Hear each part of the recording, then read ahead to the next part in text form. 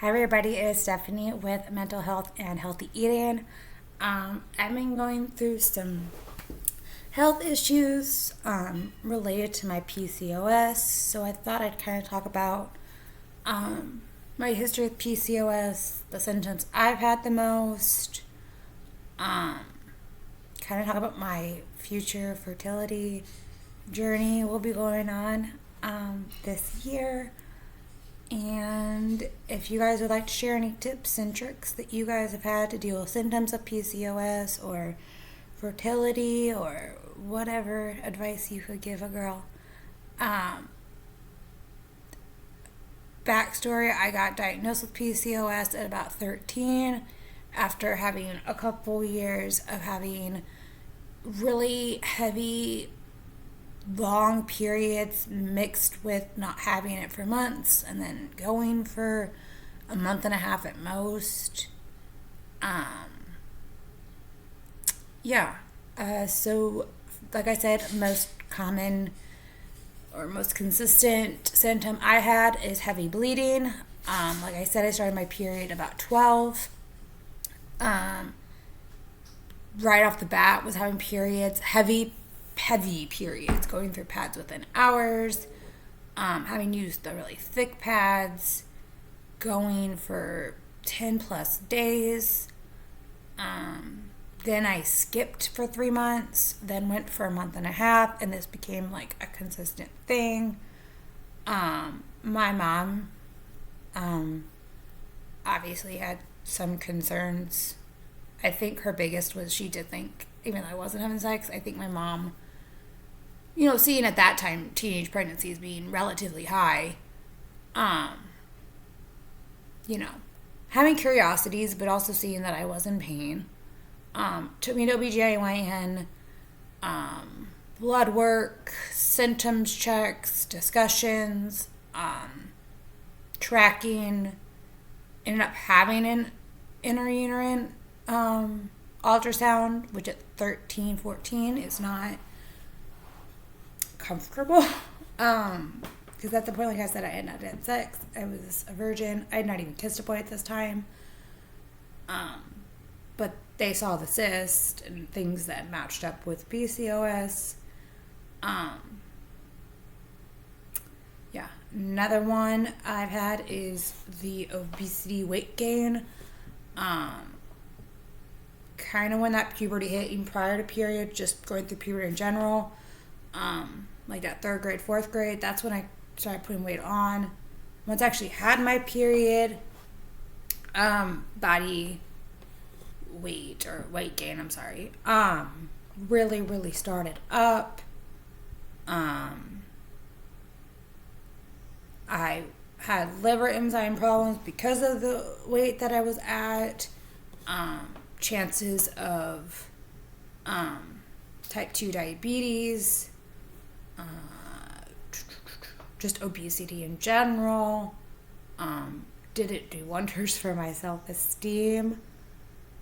Same thing with the hair growth. I'm drawing a blank on the name of it, but having abnormal hair growth, so hair on my eyebrows, having thicker eyebrows, hair on my lip, hair under my arms are really excessive. Leg hair was very excessive.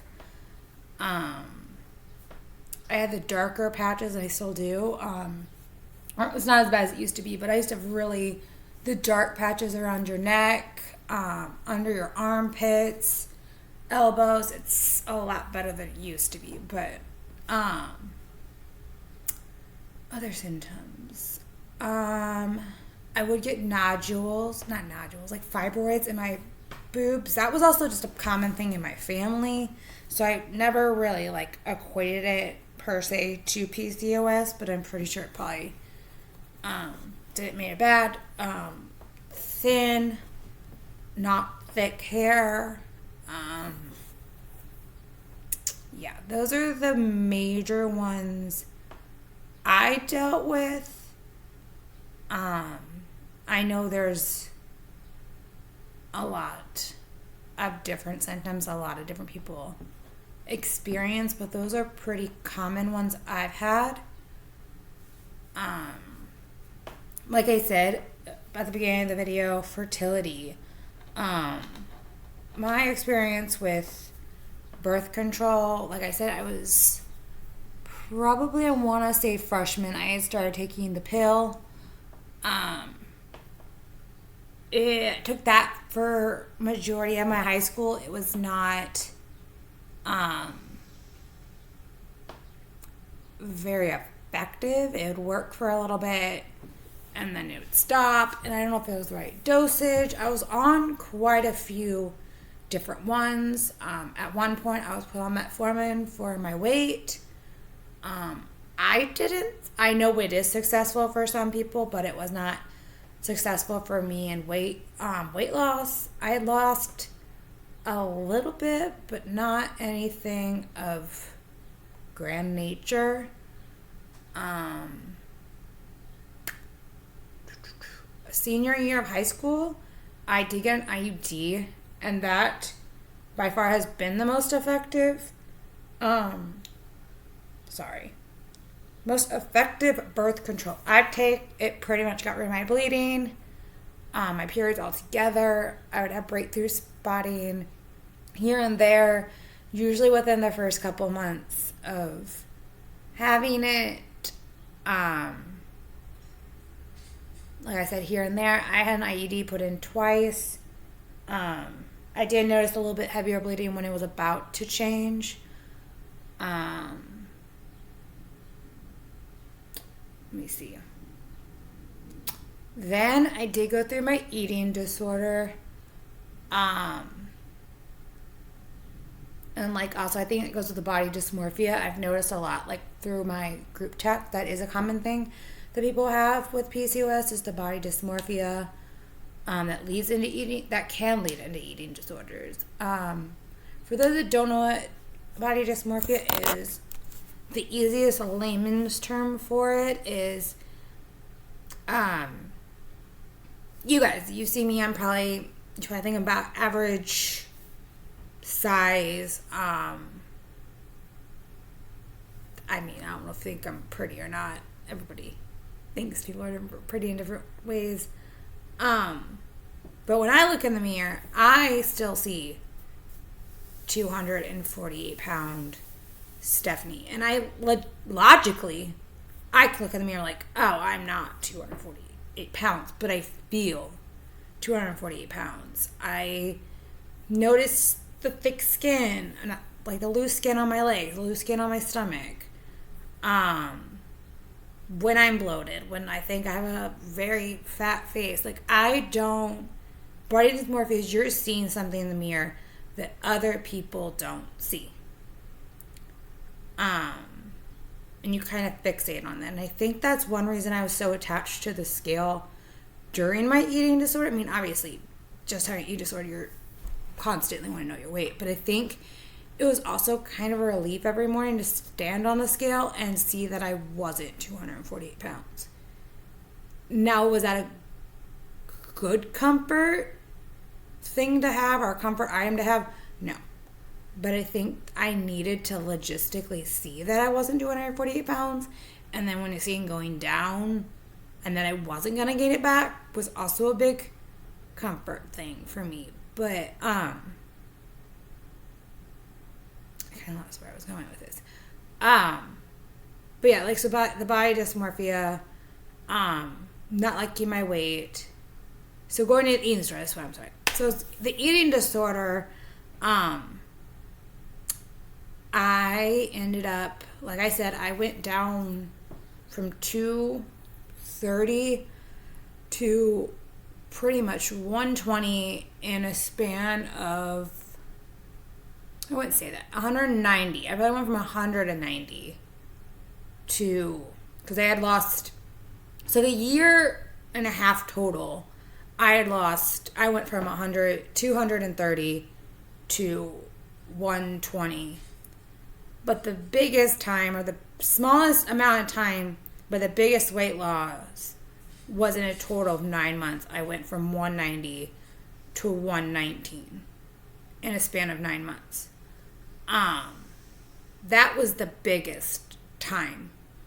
But yeah, so going with that, my doctor is still not 100% sure, but we've speculation that weight loss kind of changes the structure of your body and things. And the IUD fell out. They ended up having to put a smaller, lower dose IUD into me because the IUD was hanging out at that point. And they were obviously, worried about when it fell out, it, ripping or causing scar tissue or, just causing complications that could affect fertility later in my life. So I got that IUD put in. And that would have been during COVID. So I think it was the summer of 2020. Like May of 2020. Yeah,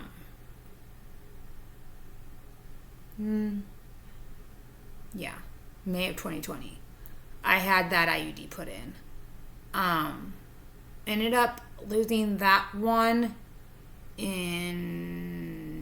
that one ended up falling out in January of 2021. Due to the weight loss, had losing so much between May and then, they ended up putting a very low dose, like the one that was only going to last like 3 years, much smaller in me, and I had that until January of 22, because at that time, my fiance R and me had a pregnancy scare, with how my IUD was, symptoms I was having, and we kind of had the discussion, and we did decide that at that time we didn't know how long we were just going to plan on dating, when we would want to get married, but we also knew that I at that time was 27 and he was 35. No, 34. Sorry, my brain is every which way today. Hold on. My brain is like, blah. I was 26 and he was 34. That was before our birthdays. I was 26, he was 34. And we had decided to get the IUD taken out, and so we got that out. I was still going through eating problems, I guess. And I then, sorry, I'm trying to piece this together. So we had done that, and then, but I was still going through an eating disorder, and I did not ever start a period. Not once. In that, getting diagnosed with body dysmorphia, PTSD, having an eating disorder, my anxiety, getting that handled, it did take me a while to, quote unquote, get my body right. I did have spotting here and there, things that I think would be a period, but then they would disappear within a couple days. My doctor then in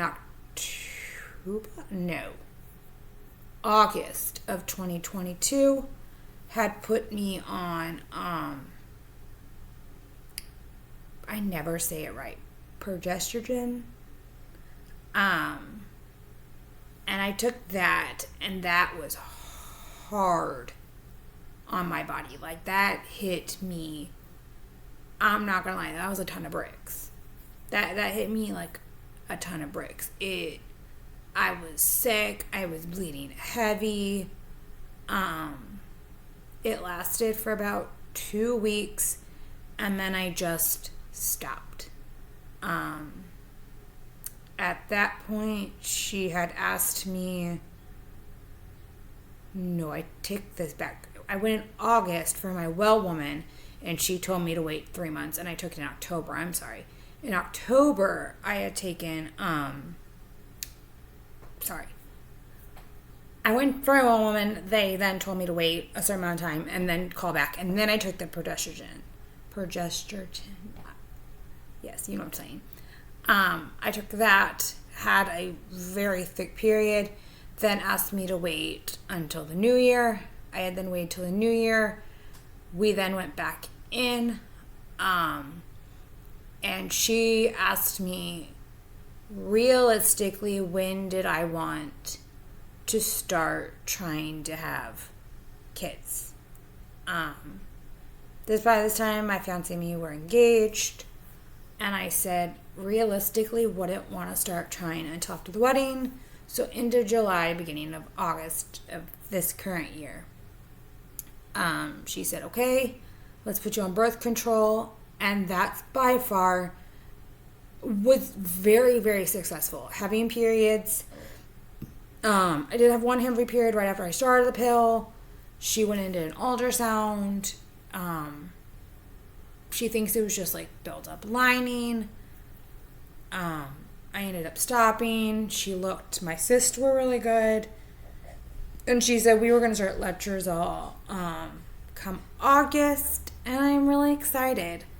But then about a month ago, I missed one pill. And I mean like one. And I had a period like right afterwards, and I still like 2 weeks left in the pack.